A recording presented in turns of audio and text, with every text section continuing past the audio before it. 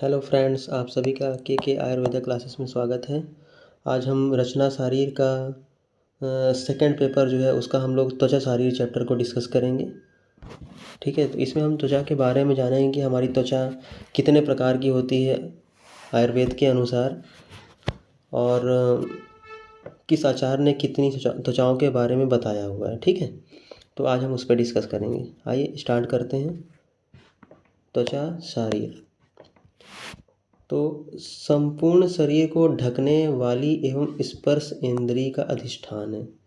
क्या बोल रहे हैं आचार्य का कहना ये है कि संपूर्ण शरीर को यानी कि पूरी बॉडी को, यानी कि संपूर्ण शरीर को ढकने वाली, जो ढकती है, जो कवर करती है, उस स्पर्श इंद्रिय का अधिष्ठान क्या है? त्वचा है। ठीक है, उसे स्पर्श इंद्रिय भी कहते हैं। क्या कहते हैं? स्पर्श इंद्रिय कहते हैं। और इसका ये क्या है? अधिष्ठान है। मीन्स कि संपूर्ण शरीर को जो ढकता है वो क्या है? त्वचा है। ठीक है, स्पर्श इंद्रिय क्या है? त्वचा है। क्लियर? यही स्वेद व स्रोतस एवं लोमकूपों का आश्रय स्थान भी है।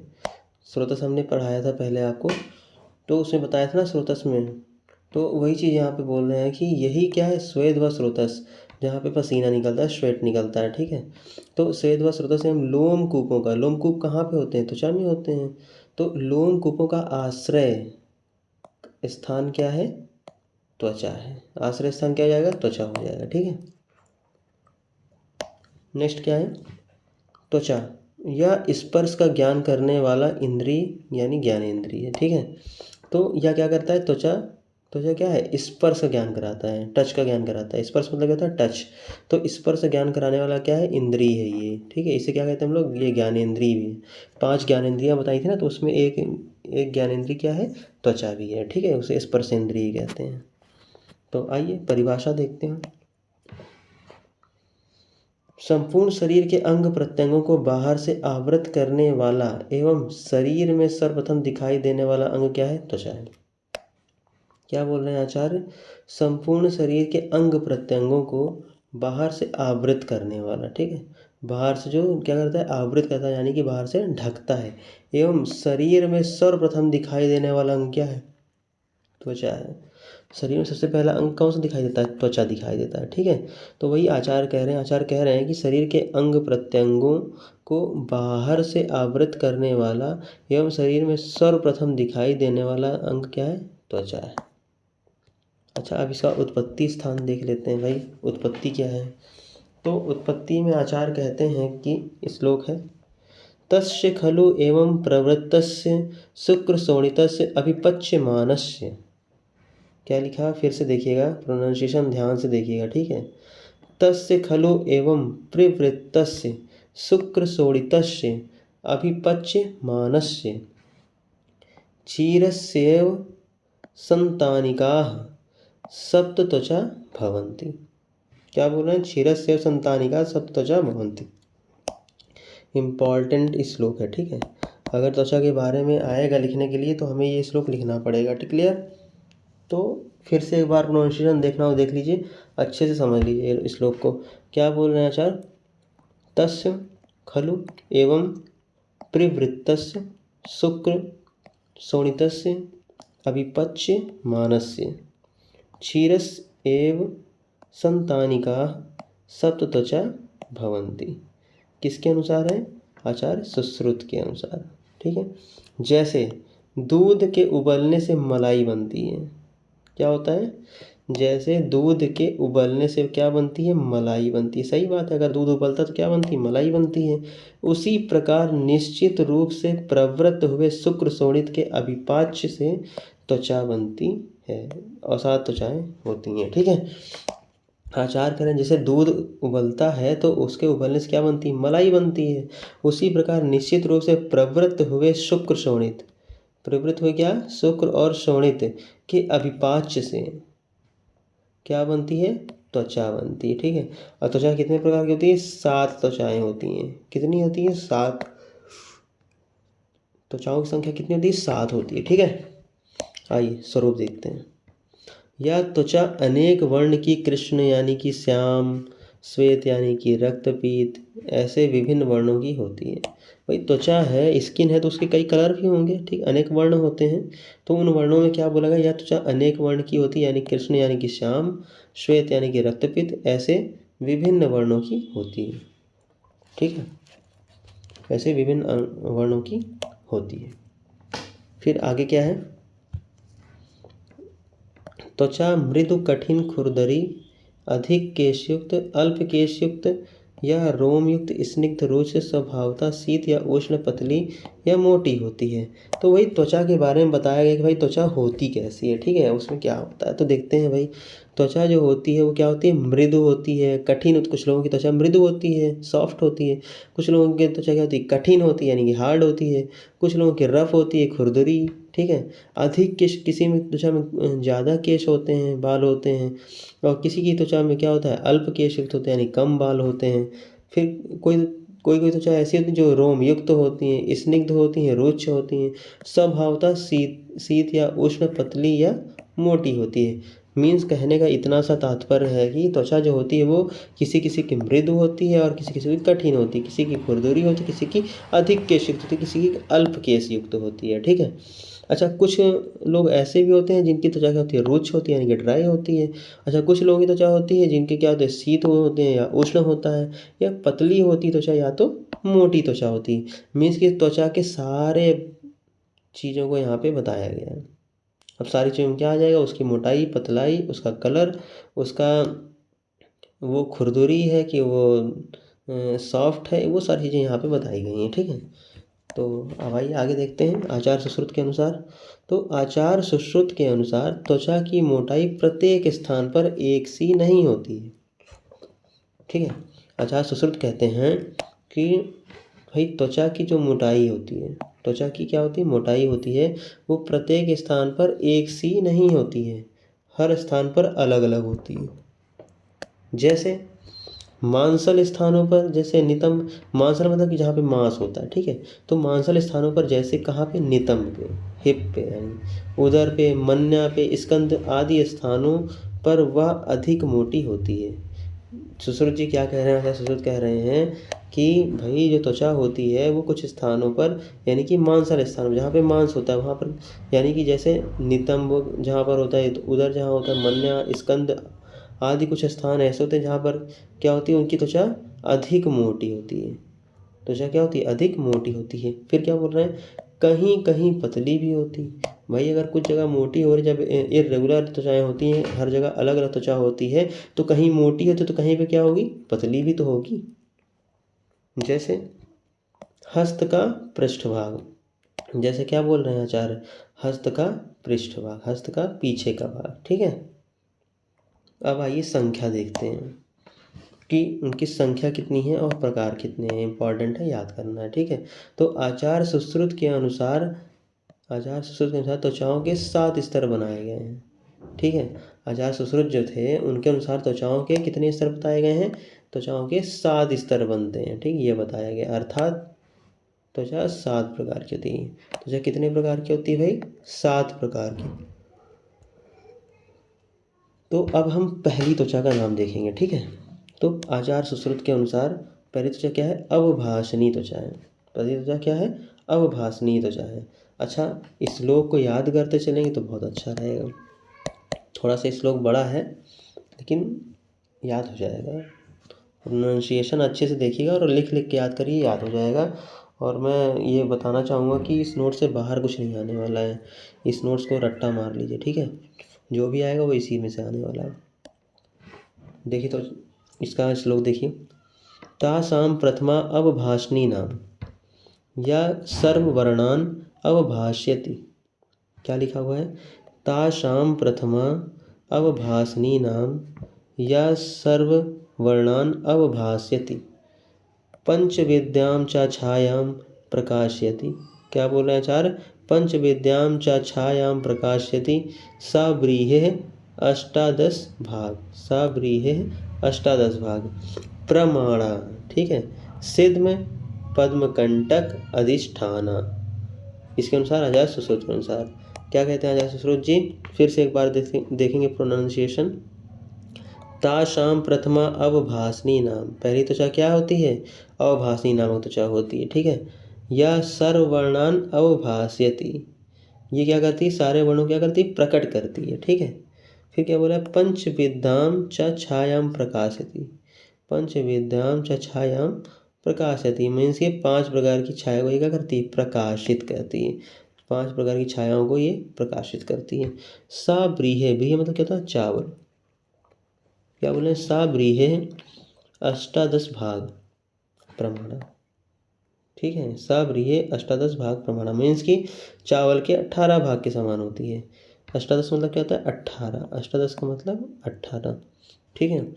फिर क्या बोले आचार्य? सिद्मकंटक, सिद्म फिर पद्मकंटक। ठीक है। अधिष्ठाना, ये क्या है? त्वचा के स्थान है। सिद्म पद्मकंटक अधिष्ठाना। ठीक। आइए इसकी हिंदी देखते हैं। तो प्रथम अवभासनी नामक त्वचा होती है। पहली त्वचा क्या होती है? अवभासनी नाम की त्वचा होती है, जो सब वर्णों को प्रकट करती है। क्या करती है? सभी वर्णों को प्रकट करती है और 5 प्रकार की छाया को प्रकाशित भी करती है। ठीक है। जो 5 प्रकार की छाया होती है उनको प्रकाशित करती है। यह चावल के 18वें भाग के समान होती है। इसी त्वचा में सिद्म पद्मकंटक आदि रोग होते हैं। एक बार फिर से देखेंगे। पहली त्वचा क्या है? अवभासनी नामक त्वचा है, जो सभी क्या करती है? सभी वर्णों को प्रकट करती है, सभी वर्णों को प्रकट करती है और 5 प्रकार की छाया को प्रकाशित करती है। ठीक है। कितने प्रकार की छाया को? 5 प्रकार की छाया को प्रकाशित करती है। वह चावल के 18वें भाग के समान होती है। ध्यान रखिएगा, मेन पिन पॉइंट ये है। MCQ पूछ लेगा कि अवभासनी त्वचा कितने चावल के बराबर होती है, तो लिखना है चावल के 18वें भाग के समान होती है। ठीक है। अच्छा, फिर क्या बोले आचार्य? इसी त्वचा में सिद्म पद्मकंटक आदि रोग होते हैं। सिद्म पद्मकंटक आदि रोग होते हैं। रट्टा मार लीजिए अच्छे से। क्या मारेंगे इसके लिए? रट्टा मारेंगे। ठीक है।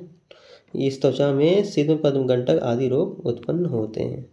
नेक्स्ट त्वचा देखते हैं। लोहिता। आचार्य सुश्रुत के अनुसार क्या है? द्वितीया लोहिता नाम व्रीहि षोडशा भाग प्रमाणा तिल कालक न्यक्ष व्यंग अधिष्ठाना। क्या बोलते हैं आचार्य? आचार्य जी कहते हैं, आचार्य सुश्रुत, कि दूसरी त्वचा लोहिता नाम की है। दूसरी त्वचा क्या है? किस नाम की है? लोहिता के नाम की है। ठीक है। चावल के 16वें भाग के बराबर मोटी होती है। ठीक है। दूसरी त्वचा क्या होती है? लोहिता होती है और ये चावल के 16वें भाग के बराबर, यानी कि 1/16। इसके पहले वाला क्या था? 1/18। ठीक है। अष्टादश लिखा होगा। ये चावल के 18वें भाग के बराबर होती है, मीन्स की 1/18। क्लियर?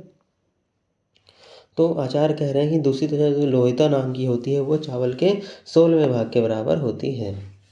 फिर क्या बोला? इसमें तिल कालक न्यक्ष और व्यंग आदि रोग होते हैं। कौन कौन से रोग होते हैं? रोग रट्टा मार लीजिए। इसमें तिल कालक होता है, न्यक्ष होता है और व्यंग आदि रोग उत्पन्न होते हैं। तिल कालक, न्यक्ष और व्यंग। नेक्स्ट त्वचा क्या है? श्वेता मीन्स की तृतीया श्वेता नाम व्रीहि 12 भाग प्रमाणा चर्मदल अजगल्ली मशक अधिष्ठाना। श्लोक याद करना होगा। ठीक है। श्लोक सारी 7 त्वचाओं के याद करने होंगे। ठीक। प्रोनाउंसिएशन फिर से देखिएगा। तृतीया श्वेता नाम व्रीहि 12 भाग प्रमाणा चर्मदल अजगल्ली मशक अधिष्ठाना मीन्स की तीसरी त्वचा श्वेता है। वह चावल के 12वें भाग के बराबर होती है। ठीक है। इसमें चर्मदल, अजगल्लिका और मशक का स्थान होता है। क्या बोल रहे हैं आचार्य कह रहे हैं कि तीसरी त्वचा क्या होती है? श्वेता होती है। रट्टा मारेंगे। तीसरी त्वचा आचार्य सुश्रुत के अनुसार क्या होती है? श्वेता होती है। वह चावल के 12वें भाग के बराबर, मतलब कि 1/12 चावल के 12वें भाग के बराबर मोटी होती है। ठीक है। 12वें भाग के बराबर क्या होती है? मोटी रहती है। उसमें चर्मदल, अजगल्लिका और मशक का स्थान होता है। किसका स्थान होता है? चर्मदल का, अजगल्लिका का और मशक का स्थान होता है। क्लियर? नेक्स्ट त्वचा क्या है? ताम्रा, मीन्स की चौथी त्वचा क्या हो जाएगी? ताम्रा। इम्पॉर्टेंट, याद करना होगा, ठीक है। आइए देखते हैं त्वचा को, ताम्रा नामक त्वचा को। चौथी त्वचा जो होती है चतुर्थी ताम्रा नाम, चतुर्थी त्वचा क्या होती है? ताम्र नाम की होती है। व्रीहे अष्टभाग प्रमाणा, ये व्रीहे का क्या है? अष्टभाग के बराबर होती है, यानी कि 1/8 के बराबर होती है। विविध किलास कुष्ठ अधिष्ठान, ये किसके अधिष्ठान होते हैं? किलास और कुष्ठ के अधिष्ठान होते हैं, ठीक है। मीन्स क्या कह रहे हैं आचार्य? चौथी त्वचा ताम्रा नामक है, चौथी त्वचा जो है वो ताम्रा नाम की है। वह चावल के 18वें भाग के बराबर मोटी होती है। क्या बोल रहे हैं आचार्य? त्वचा जो होती है, चौथी त्वचा जो है वो, उसका नाम क्या है? ताम्रा नाम हो गया, ठीक है। वह त्वचा के 8वें भाग के बराबर, यानी कि 1/8वें भाग के बराबर होती है, मोटी होती है, ठीक है। उसमें क्या होता है? अनेक प्रकार के किलास और कुष्ठ रोग होते हैं। कौन कौन से रोग होते हैं? अनेक प्रकार के किलास होते हैं और कुष्ठ रोग उत्पन्न होते हैं, ठीक। आइए पांचवी त्वचा देखते हैं, वेदनी। पांचवी त्वचा क्या है? वेदनी। पंचमी वेदनी नाम व्रीहि पंचभाग प्रमाणम कुष्ठ विसर्प अधिष्ठान। क्या बोल रहे हैं आचार्य? अच्छा, पहले तो इम्पोर्टेंट लगा लेंगे इस श्लोक में, ठीक है। तो आचार्य क्या कहते हैं? आचार्य सुश्रुत, तो आचार्य सुश्रुत का कहना ये है कि पांचवी वेदनी नामक की त्वचा है। पांचवी त्वचा कौन सी है? पांचवी त्वचा वेदनी के नाम से, ठीक है, वेदनी। वह क्या है? वह चावल के, यानी कि व्रीहि के 5वें भाग के बराबर मोटी होती है। 5वां भाग कितना होता है? 1/5। 5वें भाग के बराबर क्या होती है? मोटी होती है, ठीक है। इसमें कुष्ठ और विसर्प रोग होते हैं। कौन कौन से रोग होते हैं? कुष्ठ और विसर्प, 2 रोग होते हैं। कुष्ठ और विसर्प 2 रोग होते हैं, ठीक है। आ गया समझ में? आइए नेक्स्ट त्वचा पे पहुंचते हैं। नेक्स्ट त्वचा क्या है? रोहिणी, रोहिणी, ठीक है। तो इसको भी हम लोग क्या लगा लेंगे? इम्पॉर्टेंट लगा लेंगे। क्या बोल रहा है? षष्ठी रोहिणी नाम व्रीहि प्रमाणा ग्रंथि अपची अर्बुद श्लीपद गलगंड अधिष्ठाना। क्या बोल रहे हैं आचार्य? षष्ठी रोहिणी नाम व्रीहि प्रमाणा, व्रीहि के बराबर, ग्रंथि अपची अर्बुद श्लीपद गलगंड अधिष्ठान, ठीक है। तो आचार्य कहते हैं कि षष्ठी रोहिणी त्वचा है। षष्ठी त्वचा कौन सी होती है? रोहिणी त्वचा होती है, ठीक है। वह चावल के बराबर मोटी रहती है। किसके बराबर होती है? चावल के इक्वल, यानी कि बराबर मोटी होती है। इसमें ग्रंथि अपची अर्बुद श्लीपद और गलगंड आदि रोग होते हैं। आचार्य क्या कह रहे हैं कि छठी त्वचा जो होती है वो कौन सी होती है? रोहिणी होती है। वह चावल के बराबर होती है, ठीक, चावल के इक्वल होती है, मोटी। इसमें ग्रंथि अपची अर्बुद श्लीपद और गलगंड आदि रोग होते हैं, ठीक है। कुछ रोगों को रट लीजिएगा, जैसे ग्रंथि हो गया, अपची हो गया, अर्बुद हो गया, श्लीपद हो गया और गलगंड, ये आदि रोग होते हैं। आइए नेक्स्ट त्वचा पहुंचते हैं, मांसधरा। मांसधरा त्वचा, सॉरी, इम्पॉर्टेंट, ठीक है। तो मांसधरा त्वचा में क्या बोल रहे हैं आचार्य? सप्तमी मांसधरा नाम, सारी त्वचा क्या है? मांसधरा। व्रीहि द्वय प्रमाणा, व्रीहि के डबल प्रमाण होता है। भगंदर विद्रधि अर्शो अधिष्ठाना। क्या कह रहे हैं आचार्य? सप्तमी मांसधरा नाम, सारी त्वचा कौन सी होती है? मांसधरा होती है। व्रीहि द्वयम प्रमाणा भगंदर विद्रधि अर्शो अधिष्ठाना, ठीक है। कि इस कौन कौन से अधिष्ठान होते हैं? भगंदर विद्रधि अर्श का क्या है? ये अधिष्ठान है। तो देखेंगे इसका, 7वीं मांसधरा है, इसकी मोटाई 2 चावल के बराबर होती है। आचार्य क्या कह रहे हैं? 7वीं त्वचा जो है मांसधरा त्वचा है, ठीक है। 7वीं त्वचा जो है वो क्या है? मांसधरा त्वचा है। इसकी मोटाई 2 चावल के बराबर होती है, मोटाई जो है वो 2 चावल के बराबर होती है। फिर इसमें भगंदर यानी फिस्चुला, विद्रधि और अर्श आदि रोग होते हैं। इसमें कौन कौन से रोग होते हैं? भगंदर होता है, विद्रधि होता है और अर्श होता है, आदि रोग उत्पन्न होते हैं, ठीक है। तो अभी तक तो हमने देखा था आचार्य सुश्रुत जी के अनुसार, अभी हम देखेंगे आचार्य चरक के अनुसार कितनी त्वचाएं होती हैं, ठीक है। आइए स्टार्ट करते हैं। आचार चरक के अनुसार त्वचाएं 6 प्रकार की होती है। अच्छा, आपको जो यूनिवर्सिटी एग्ज़ाम होता है तो उसमें लिख के आएगा कि आपको आचार सुश्रुत के अनुसार बताना है कि आचार चरक के अनुसार बताना है। तो मैं ये कहूँगा कि आपको दोनों पढ़ने पड़ेंगे, आचार सुश्रुत को भी पढ़ना पड़ेगा और आचार चरक को भी पढ़ना पड़ेगा। ठीक है, आइए स्टार्ट करते हैं। आचार चरक के अनुसार तो शरीरे षट त्वचा तद्यथा उदक धरा त्वग वाला ठीक है, क्या लिखा हुआ है? शरीरे षट त्वचा तद्यथा उदक धरा त्वंग वाह्य द्वितीया, त्वंग वाह्य। ठीक है, फिर क्या लिखा है? द्वितीया तो स्रक धरा, तो स्रक धरा। द्वितीया कौन सी थी? तो अस्रक धरा। ठीक है, नेक्स्ट क्या? तृतीया सिद्म किलास संभव अधिष्ठाना। सिद्म किलास क्या है? संभव अधिष्ठान है। चतुर्थी दद्रुकुष्ठ संभव अधिष्ठान। चतुर्थी क्या है? दद्रुकुष्ठ का अधिष्ठान है। ठीक है, पंचमी त्वज जीव अद्रि संभव अधिष्ठान। ठीक है, तो क्या लिखा है? पंचमी कौन सी होती है भाई? पंचमी कौन सी होती है? त्वा अलजी विद्रधि, अलजी होगा। ठीक है, त्वा अलजी विद्रधि संभव अधिष्ठाना। कहाँ किसका अधिष्ठान होता है? अलजी और विद्रधि का। फिर क्या? षष्ठी तु यास्याम छिन्नायाम ताम त्यग्धा इव। फिर से देखेंगे प्रोनाउंसिएशन। षष्ठी तु यस्याम छिन्नायाम, ठीक है, ताम्यत अंध इव च तमः प्रविशति च चाप्य अधिष्ठायाम आरुंसी। ठीक है, अधिष्ठायाम आरुंसी। तो फिर से देखेंगे। षष्ठी तो यास्याम छिन्नायाम तात्य अंध एव च तमः प्रविशति च या चाप्य अधिष्ठायाम आरुषि। जायन्ते पर्वशु कृष्ण रक्तानि स्थूल मूलानि दुश्चिकित्समानि च इति षट् त्वचा एताः षडंगः एता शरीरम तत्व तिष्ठन्ति। ठीक है, श्लोक काफ़ी बड़ा है, इसको आप याद करने के चक्कर में मत रहिएगा, इसका डिटेल जरूर याद करना है। ठीक है, बता रहा हूँ, ये चार्ट आपको याद करना है जो अभी नीचे मैंने लिखा है।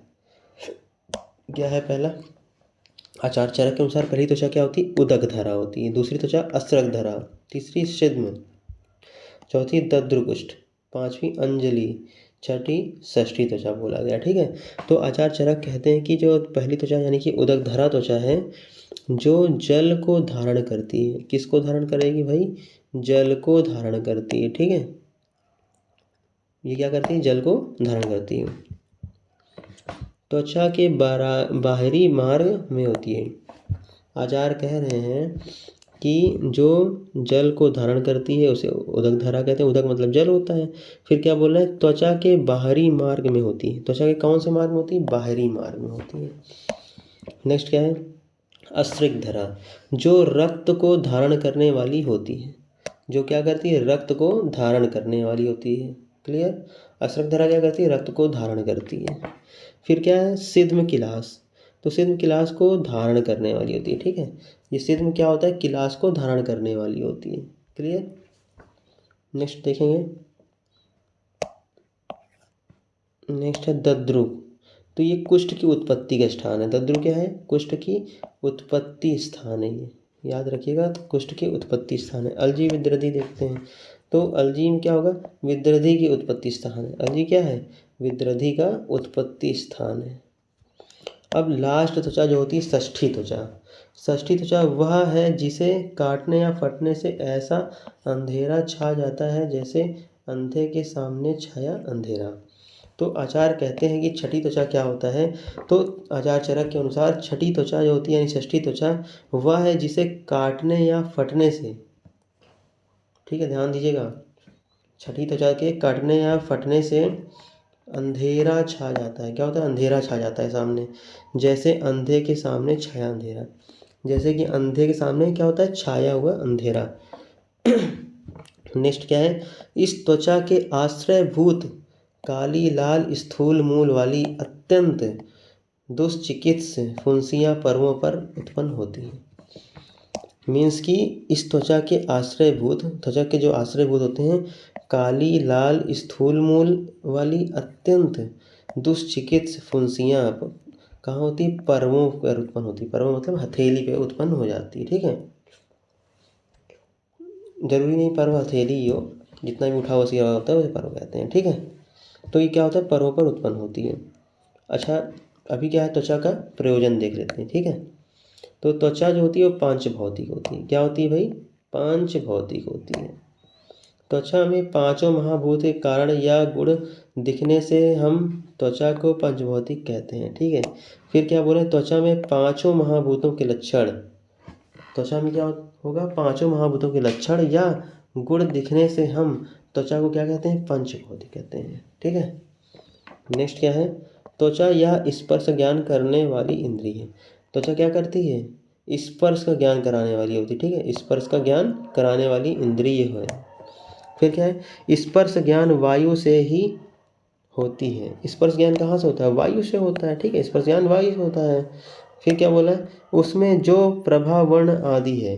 अब इसमें जो प्रभा वर्ण है वो क्या है? अग्नि तत्व से बना हुआ है। किससे बना है प्रभा वर्ण? अग्नि तत्व से बना हुआ है। फिर क्या नेक्स्ट है?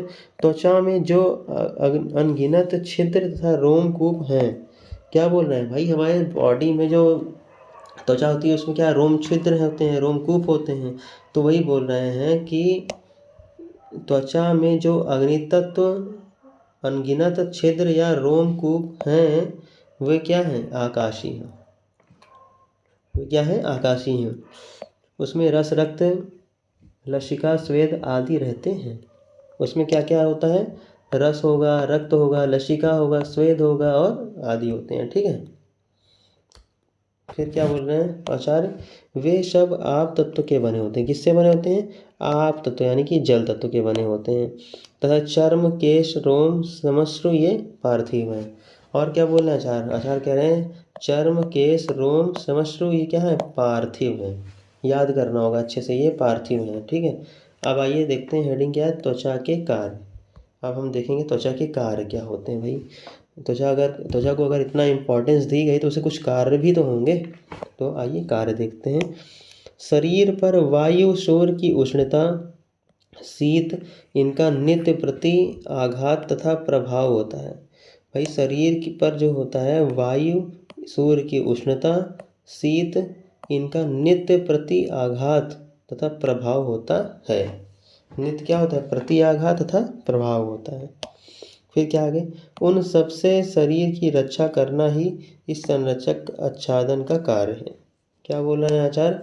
उन सब से शरीर की रक्षा करना क्या होता है? शरीर संरक्षक आच्छादन का कार्य है ये। ठीक है, नेक्स्ट क्या है? शरीर की तथा अंग प्रत्यंगों की सुरक्षा करना। भाई त्वचा कार्य क्या है? वो शरीर के अंग प्रत्यंग का क्या करता है? सुरक्षा करता है। ठीक है, अंग प्रत्यंगों की सुरक्षा करता है। फिर क्या बोल रहे हैं आचार्य? स्पर्श ज्ञान शीत उष्ण आदि का ज्ञान होता है। किसका किसका ज्ञान होगा भाई? स्पर्श ज्ञान शीत उष्ण का ज्ञान होता है। ठीक है, आदि का ज्ञान होता है। नेक्स्ट क्या है? शोषण करना त्वचा में स्थित असंख्य छिद्रों द्वारा। क्या बोल रहे हैं आचार्य? आचार्य कह रहे हैं कि शोषण करना तथा त्वचा में स्थित असंख्य छिद्रों ठीक है द्वारा त्वचा पर लगाए गए। क्या बोला? द्वारा त्वचा पर लगाए गए स्निग्ध और द्रव रूप द्रव का अंततः ग्रहण दिखाई दिया जाता है। ठीक है, ग्रहण किया जाता है। क्या बोल रहे हैं आचार्य? कि जो शोषण करता है त्वचा में स्थित असंख्य छिद्र होते हैं। ठीक है, त्वचा पर लगाए गए स्निग्ध और द्रव रूप द्रव का अंततः ग्रहण किया जाता है। ठीक है, नेक्स्ट क्या है? श्रावण करना। क्या करना? श्रावण करना। तो त्वचा की स्नेह ग्रंथियों से एक स्निग्ध द्रव पदार्थ का श्रावण होता रहता है। क्या बोल रहे हैं आचार्य? आचार्य कह रहे हैं कि त्वचा की स्नेह ग्रंथियों से, कौन सी ग्रंथियों से भाई? स्नेह ग्रंथियों से एक स्निग्ध द्रव पदार्थ, जो एक स्निग्ध द्रव पदार्थ है उसका क्या होता है? श्रावण होता रहता है। स्निग्ध द्रव पदार्थ का श्रावण होता रहता है, जिससे त्वचा को स्निग्ध रखा जाता है। जिससे क्या रखते हैं? त्वचा को स्निग्ध रखा जाता है। क्लियर। नेक्स्ट क्या है, निस्मरण करना, स्वेद रूपी मल का निस्मरण त्वचा करती है। आचार्य कह रहे हैं कि निस्मरण करना मतलब कि स्वेद रूपी मल का निस्मरण त्वचा करती है। ठीक है, स्वेद रूपी मल का निस्मरण त्वचा करती है। तो आज का लेक्चर यहीं पे फिनिश करते हैं। ये आपका त्वचा शारीर कंप्लीट हो गया। अब इससे बाहर से कुछ नहीं आने वाला है, तो इससे आप नोट्स बनाते हुए चलिए और अच्छे से याद करते हुए चाहिए। और जो कुछ भी आपको ना समझ में आया हो, कोई भी ऐसा पॉइंट या कोई ऐसी लाइन जो ना समझ में आई हो, आप उसे कमेंट बॉक्स में सेंड कर सकते हैं। ठीक है, मैं आपको समझाऊंगा, मैं आपको बताऊंगा। ठीक है, तो आज का लेक्चर यहीं पे फिनिश करते हैं हम। तो सारी कंप्लीट हो चुका है। और आपको अगर मेरा लेक्चर अच्छा लगा हो तो प्लीज़ आप उसे लाइक करिए, शेयर करिए, कमेंट ज़रूर करिए और सब्सक्राइब तो करना ही है। ठीक है, फ्रेंड सर्कल में भी फैला दीजिए। अच्छे से पढ़िए, मन लगा के। चलिए फिनिश करते हैं। Thank you.